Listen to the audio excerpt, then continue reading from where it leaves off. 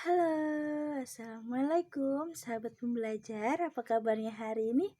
Tetap semangat dan terus belajar. Di sini saya dengan Yuvita Sari, di sini saya akan mengerjakan tugas di hari ke-31 dengan tema pertanyaan mengenai interview ketiga. Dan untuk pertanyaan pertama, apa prinsip utama dalam proses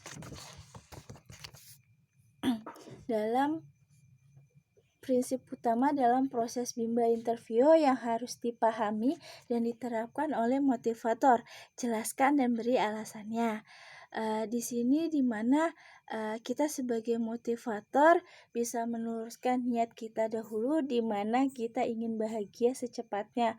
Untuk mencapai bahagia secepatnya, kita harus beriman kepada Allah, berbuat baik dan senantiasa selalu belajar. Berawal karena adanya senantiasa belajar sebagai kita pembelajar sepanjang hayat.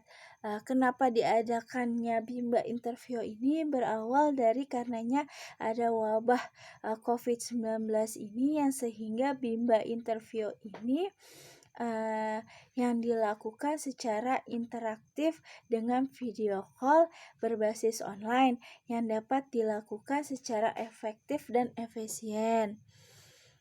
Dan untuk pertanyaan nomor 2, apa prioritas motivator dalam kelas pendekatan?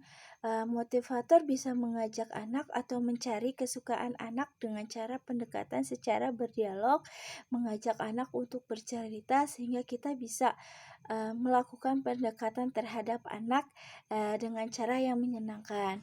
Yang untuk pertanyaan nomor 3, berapa lama durasi kelas pendekatan dilakukan? Durasinya itu kurang lebih berdurasi selama 5 menit.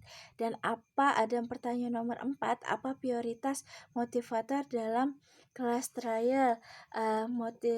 Prioritasnya itu bermain baca-bacaan seperti 4 huruf verbal kembar yang maknanya sesuai dengan kemampuan dan kemauan anak. Dan untuk pertanyaan nomor 5, berapa lama durasi kelas trial dilakukan? Itu durasinya kurang lebih selama 15 menit. Dan pertanyaan nomor 6, berapa lama orang tua murid dapat mengikuti kelas trial? Untuk kegiatan untuk kelas trial ini tidak ada batasan waktu, karena jadi di mana orang tua sudah benar-benar yakin untuk membimbakan anaknya di bimbel A-I-U-E-O, jadi tidak ada batasan waktu untuk wali murid.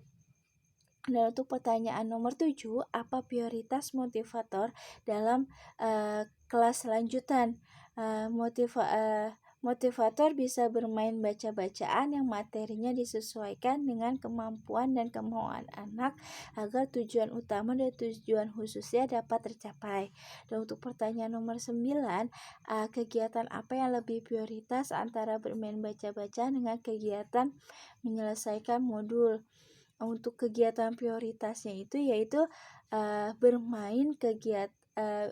kegiatan bermain baca-bacaan, karena tujuan bimbel adalah untuk menumbuhkan minat baca anak agar anak sudah terbiasa membaca tanpa adanya paksaan. Dan untuk nomor 9, pertanyaannya, materi apa yang dibaca oleh anak ketika bermain baca-bacaan? Yaitu dimana materi yang sudah dikuasai anak, jadi bermain baca-bacaan yang membuat anak senang tanpa adanya rasa paksaan, sehingga minat baca anak akan tumbuh dengan sendirinya. Nah, untuk pertanyaan nomor ke-10, bagaimana cara agar bermain baca-bacaan menyenangkan? Kita sebagai motivator yang pastinya kita untuk mengenalkan anak untuk bermain baca-bacaan dengan metode yang fun learning, dengan menggunakan bahasa bimbel, bermain tiket yang sudah ditarik garis, tentunya dengan cara yang menyenangkan. Dan untuk pertanyaan yang ke-11, bagaimana menyikapi anak yang tidak mau bermain baca-bacaan? Kita bisa dengan mengajak anak untuk berdialog, memberikan semangat anak, dan kita bisa menanyakan kesukaan anak. Lalu jika anak sudah ingin berdialog dengan kita, maka kita sudah mengetahui apa yang disukai anak. Dan kita bisa mengajak anak bermain baca-bacaan dengan cara yang menyenangkan. Itulah pertanyaan mengenai interview yang ketiga. Apabila ada kesalahan, mohon maaf. Salam Bimba, tetap semangat dan terus belajar. Saya akhiri. Waalaikumsalam warahmatullahi wabarakatuh.